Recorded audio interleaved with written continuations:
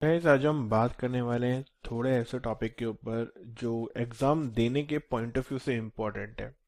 तो जनरली जो भी आईआईटी का एग्ज़ाम दे रहा है अभी उसका मेन एम होता है कि कहीं ना कहीं पुरानी आईआईटीज़ में एडमिशन लेना और अच्छी ब्रांच के साथ लेना, लेकिन इन सम केसेस आपको अच्छी ब्रांच नहीं मिल पाती है। तो ओवरऑल सभी केसेस में अगर टॉप 7 या फिर जो हमारी पुरानी आईआईटीज हैं उनमें एडमिशन लेना है तो आपको जेई एडवांस में कितना जो मार्क्स है, मतलब जो आने वाले जो बच्चे हैं जो अगले साल देंगे या अभी जो मॉक टेस्ट दे रहे हैं या जिनका इस साल एग्जाम है, वो कितना मिनिमम मार्क्स एक अपना थोड़ा सा टारगेट करके चले कि उनका जो एडमिशन है पुरानी या फिर क्या बोलते हैं जो हमारी टॉप आईआईटीज हैं उनमें समहाउ एक अच्छे चांसेस रहे उसके। एग्जैक्ट नंबर तो यहाँ पे कुछ नहीं होता है, ऑब्वियसली पेपर का डिफिकल्टी लेवल ऊपर नीचे होता है, बट पिछले कुछ साल के ट्रेंड के हिसाब से परसेंटेज मार्क्स के बेसिस पे हम यहाँ पे बात करेंगे। तो देखिए तीन टाइप की ब्रांचेस होती हैं, आईटी ब्रांचेस, बाकी कोर ब्रांचेस या फिर किसी भी ब्रांच में एडमिशन मिल जाए। तो सबसे पहले अगर मैं आईटी ब्रांचेस के पॉइंट ऑफ व्यू से बात करूं तो देखिए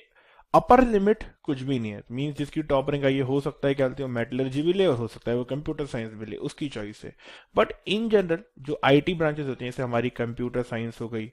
ईसी हो गई या फिर क्या बोलते हैं आईटी हो गई, इनकी जो क्या बोलते हैं कट ऑफ जो आपकी रैंक्स जाती हैं, जनरली जिन बच्चों के मार्क्स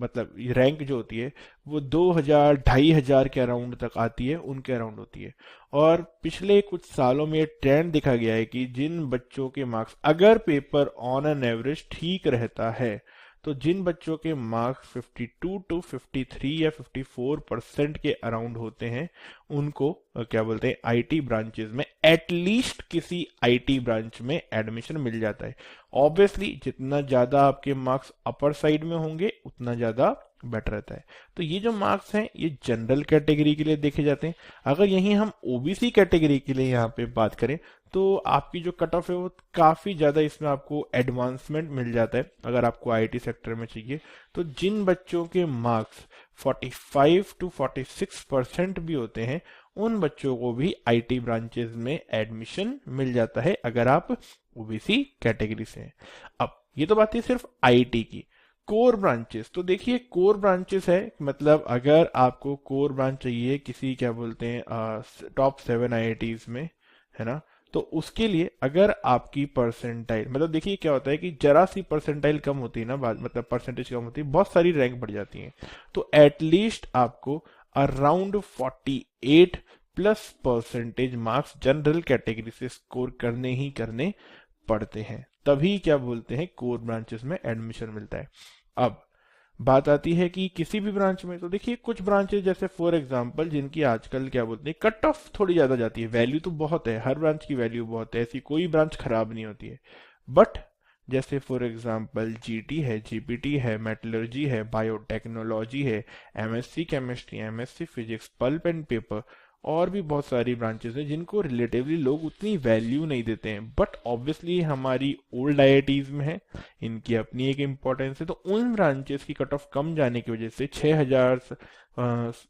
पौने 6000 तक पे भी वो ब्रांचेस मिल जाती हैं। तो जिन बच्चों के मार्क्स अराउंड 45% प्लस होते हैं उन बच्चों को वो ब्रांचेस मिल जाती हैं। अब एक चीज है, जैसे मैंने यहाँ परसेंटेज लिख रहा हूँ तो ये जनरल देखा गया है, मतलब अगर हो सकता है इस बार आपका पेपर बहुत ही ज्यादा इजी आ जाए तो ये नंबर आपके ऑब्वियसली थोड़े से बढ़ जाएंगे, और अगर आपका पेपर बहुत ज्यादा डिफिकल्ट आ जाता है तो उस केस में थोड़े कम हो जाते हैं। बट अगर आपका पेपर जिस तरीके का on an average paper set किया जाता है या किया जाता रहा है, एक आधा साल छोड़ दो जब बहुत ही ज्यादा डिफिकल्ट पेपर आ गया है, तो अगर 360 में से, मतलब अगर आप आईटी ब्रांचेस में एडमिशन चाहिए तो आपको अराउंड 190 प्लस का टारगेट रखना चाहिए, मतलब और कोर चाहिए तो आप अराउंड कम से कम 180 का टारगेट रखो, और किसी भी ब्रांच में अगर एडमिशन चाहिए तो 160 मार्क्स तो आपको चाहिए ही चाहिए, बिकॉज 20 मार्क्स में आपकी 2-3 हजार रैंक पीछे आराम से हो जाती है। तो इन चीजों का आपको ध्यान रखना है, ठीक है। बाकी ये हमारा एस्टिमेटेड है, मतलब ऐसा कोई इसकी गारंटी नहीं है, बट पिछले कुछ ईयर से ऑब्वियसली एक ट्रेंड बनता है, आप देखेंगे हमेशा, बिकॉज जो होता आया है उसी बेसिस पे हम आपको बता रहे हैं। होपफुली एग्जाम 27 तारीख को इस बार है, अगले साल भी होगा, आप बस अपने एग्जाम को परसेंटेज स्कोर देखिए कितना आप कर रहे हैं, उससे आपको बहुत बढ़िया रहेगा।